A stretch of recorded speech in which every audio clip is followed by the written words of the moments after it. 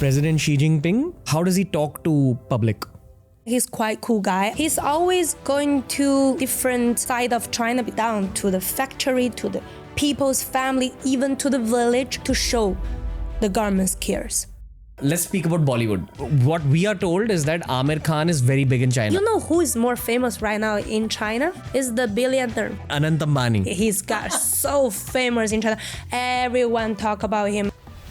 Honestly, there's a lot of geopolitical tension between our two countries. 2-3 years ago, there was a clash at the border with Chinese soldiers and Indian soldiers. In India, we are told that after India-China war, one part of India got taken away. Aksai Chin. To be honest, media will never know the truth. You will never know the truth. This was announced in China? Yeah, for sure. What was said? I'm quite international open mind, but I'm really disagree about this part is because they don't know what's happening in the moment in China. How does China feel about religion in general? We don't have a religion, but mainly people believe Buddhists. I randomly meet a girl Chinese on the street. She are promoting for me Indian religion. She teach me Hinduism? Krishna. Wow. This was one of the most fun episodes of the year for me. It features Yuchen Li or Mary Li. She's an entrepreneur from China. She's currently based in Dubai. She's been in Dubai for the last 8 years. She's one of the most charismatic people that I met on my recent trip to Singapore.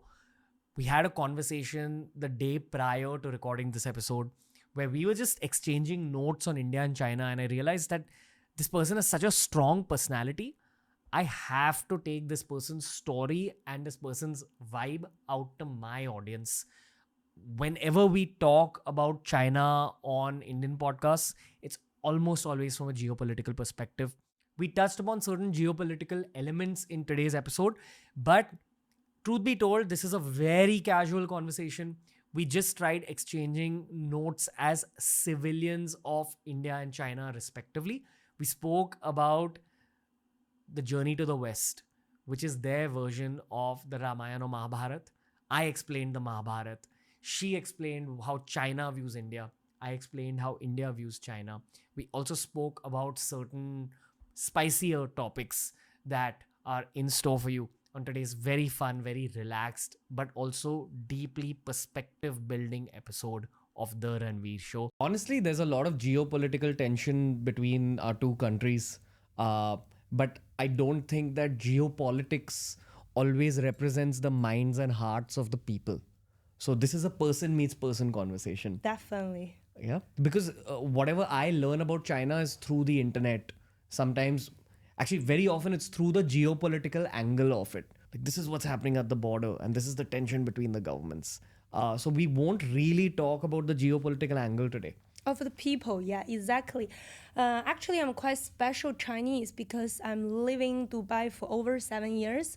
I got a lot of Indian friends, but I'm always going back to China for business meeting, visit family. So I also heard a lot of good, interesting topic about the people, how they talk about India. At the same time, I heard a lot of voice from the Indian people who based in Dubai, like a friend of my customer, to introduce me, explain me what's the real India it is. So I'm really, really excited for the conversation. No, welcome to the Ranveer Show. You grew up in China? Yes, I grew up and raised in China. Which part? My parents are from pretty north. My dad is half Mongolian, half Inner Mongolian. Mom is from really old region called Shanxi. A lot of people doesn't know there, but it's quite famous in China. Okay. Which big city is it near? Near to Beijing. I'm most of my time living in Beijing before I moved to Dubai. Okay. And what age did you move to Dubai in? I think it was 22, 23, something approximately after I graduated from university. And you studied in China? Yes. When did you learn English? Actually, Chinese right nowadays, they really care about English. From the age of when I joined the school, I started from, I think, before high school, we already start, but like really basic.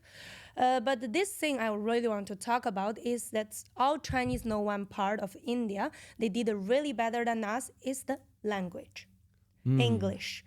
We both are, country which have a lot of good factory labor, but China did a really bad marketing and to send the talent people go out of China is because of the language.